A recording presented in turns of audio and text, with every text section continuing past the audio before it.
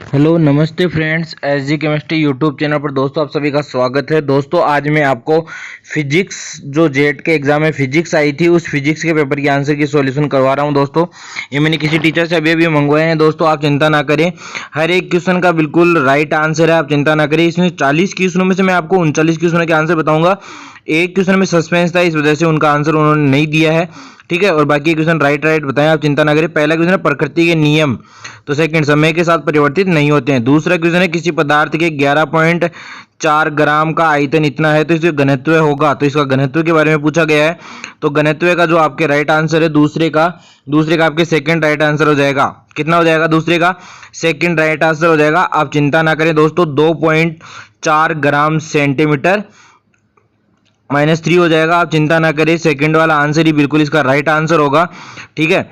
अब उसके बाद देखिए, ये आप चिंता ना करें, किसी भी क्वेश्चन में अगर आपको डाउट लगे तो आप मुझे कमेंट बॉक्स में कमेंट करके जरूर बताएं। दोस्तों किसी वस्तु की गति को सरल रेखा में एक समान गति कहते हैं यदि उसका समान समय अंतराल में समान वेग है। फर्स्ट आंसर इसका राइट आंसर है। दोस्तों अगला क्वेश्चन है विरामावस्था से एक ठोस बेलन, एक वलन और एक ठोस गोला, तो इसकी अधिकतम वेग पहुंचेगा, तो इसका वेग ये पूछेगा ठोस गोले का, किसका वेग होगा? अधिकतम ठोस गोले का होगा। अगले क्वेश्चन की अगर मैं बात करूं तो कोई गेंद है जो 30 डिग्री के कोण पे 14 मीटर पर सेकंड से फेंकी जाती है, तो कितनी अधिकतम ऊंचाई तक ये जा सकेगी? तो इसका फर्स्ट आंसर हो जाएगा 2.5 मीटर। कितना? 2.5 मीटर। अगला क्वेश्चन है निम्नलिखित में से कौन सी अदिश राशि है? तो अदिश राशि आपका सेकंड कार्य हो जाएगा। बाकी की तीनों वेग, विस्थापन और संवेग तीनों कैसी है? सदिश राशि है। तो सेकंड आंसर इसका राइट आंसर हो जाएगा कार्य। उसके बाद अगले क्वेश्चन की तरफ अगर हम बढ़ते हैं तो 7वां क्वेश्चन है कोई अंतरिक्ष यात्री है, इसका गुरुत्वाकर्षण बल आरोपित करने के लिए उसके निकटतम कोई तारा नहीं है, तो ये अंतरिक्ष यात्री का त्वरण क्या होगा? इसने ये पूछा है। दोस्तों यही क्वेश्चन दोस्तों कुछ बताया नहीं है, वैसे मेरे ख्याल से दोस्तों इसका या तो फर्स्ट आंसर होगा या सेकंड आंसर होगा, ठीक है। पर आप एक बार कंफर्म कर लीजिए अपने किसी टीचर से, ठीक है दोस्तों। और 8वां क्वेश्चन है विकेंद्रीय त्वरण की दिशा होती है सदैव वृत्त के केंद्र की ओर, ठीक है। तो 8वें का फर्स्ट आंसर हो जाएगा। 9वीं क्वेश्चन की तरफ अगर मैं बढ़ूं तो बात करूं संरक्षी बल के बारे में कौन सा कथन असत्य है? तो संरक्षी बल के बारे में यह है फोर्थ वाला, इस बल के द्वारा बंद पथ में किया गया कार्य शून्य होता है। फोर्थ आंसर इसका राइट आंसर हो जाएगा। अगला क्वेश्चन है तो इसमें ये बल द्वारा किया गया कार्य ज्ञात करना है 10वें क्वेश्चन में, तो इसका फोर्थ आंसर हो जाएगा 30 जूल, राइट आंसर हो जाएगा। कितना हो जाएगा? 30 जूल, बिल्कुल राइट आंसर हो जाएगा। अगला क्वेश्चन है चंद्रमा पर पलायन चाल कितनी होती है? तो इसका चंद्रमा पे पलायन चाल कितनी होती थी? इसका फर्स्ट आंसर हो जाएगा 2.3 किलोमीटर पर सेकंड। कितनी? 2.3 किलोमीटर पर सेकंड, राइट आंसर हो जाएगा। उसके बाद अगला क्वेश्चन है सरल विधि के प्रायोगिक तार के द्रव्य का यंग गुणांक ज्ञात करने का सूत्र कौन सा होगा? तो इसका आपके ये सेकंड आंसर हो जाएगा mg/r².L/डेल्टा L, ठीक है। उसके बाद 13वीं क्वेश्चन की तरफ बढ़ते हैं तो 277 केल्विन ताप पर जल का घनत्व कितना होता है? तो ये इसका राइट आंसर आपके फोर्थ हो जाएगा 1 × 10³ किलोग्राम मीटर माइनस क्यूब, ठीक है।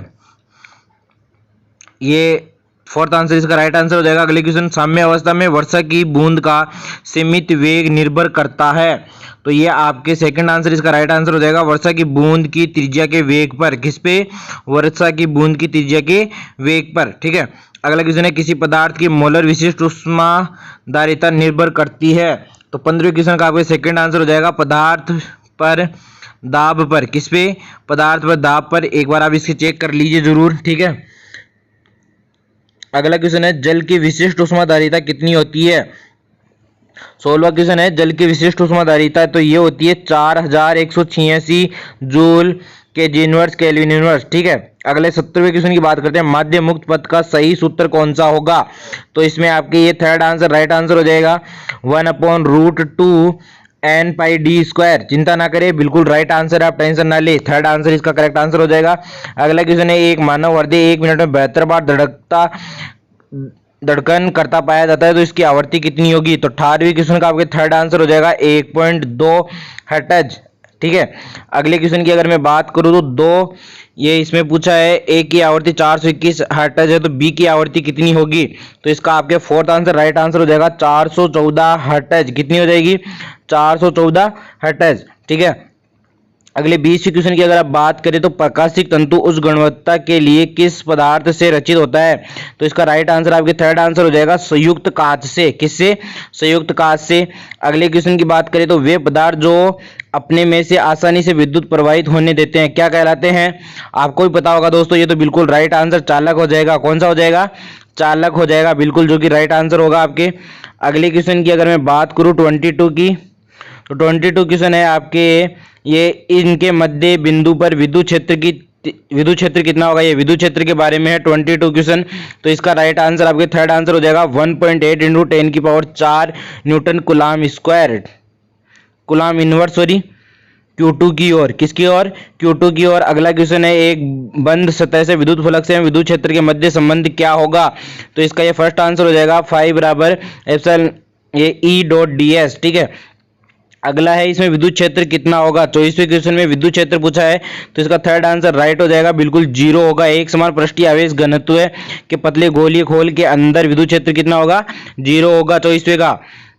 और 25वें क्वेश्चन की अगर मैं बात करूं तो विद्युत विभव कितना होगा? तो विद्युत विभव इसका फोर्थ आंसर हो जाएगा 4 गुणा 10⁻³ वोल्ट। कितना?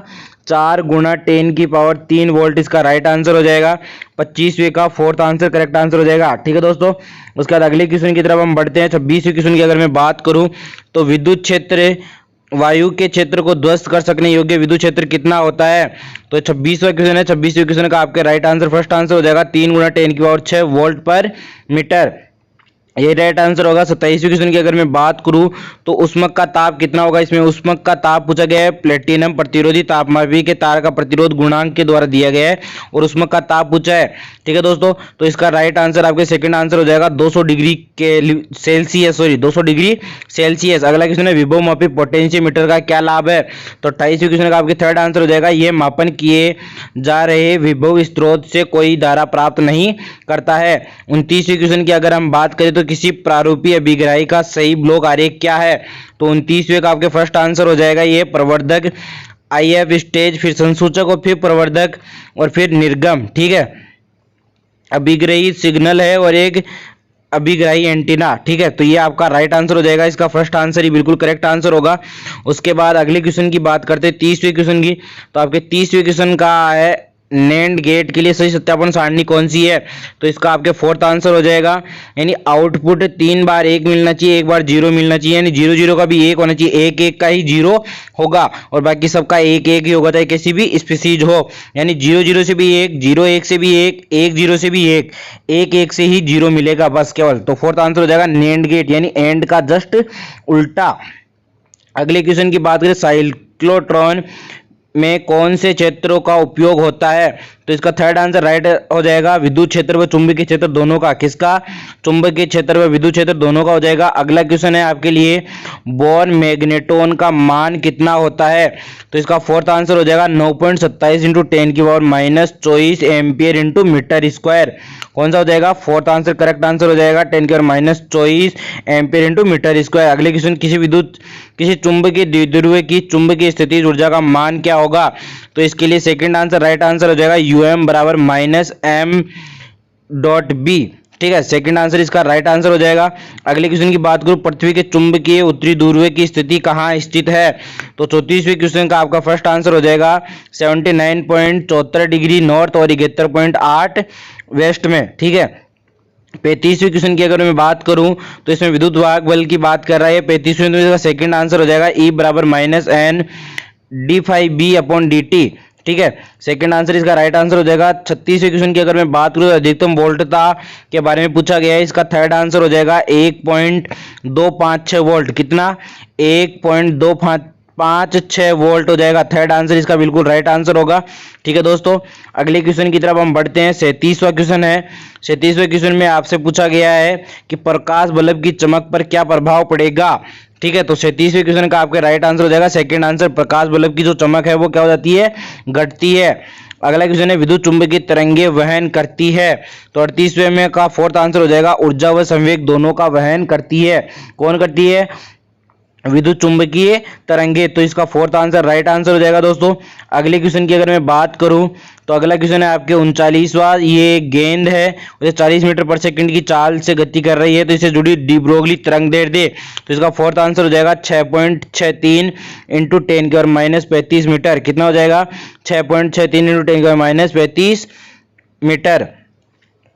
फोर्थ आंसर करेक्ट आंसर हो जाएगा। अगला क्वेश्चन है, इसमें नाभिक की द्रव्यमान संख्या पूछी है, तो इसका फर्स्ट आंसर हो जाएगा 1.2 इंटू 10⁻⁻15 मीटर।